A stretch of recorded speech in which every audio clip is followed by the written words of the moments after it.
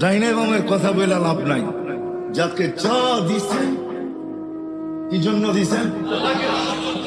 যাকে দৃষ্টি দিছেন তাকে আল্লাহকে পাওয়ার জন্যই দৃষ্টি দিছেন। যাকে দেন নাই তাকেও আল্লাহ পাওয়ার জন্যই দৃষ্টি দিছেন, দেন নাই। এই জন্য হাদিসে আছে, তাইলে কোনোদিন এই হাদিস হতো না।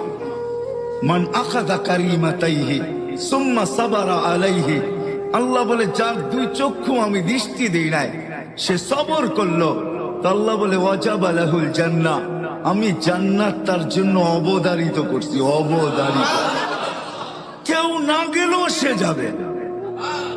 দৃষ্টি দিছেন আল্লাহকে পাওয়ার জন্য। কি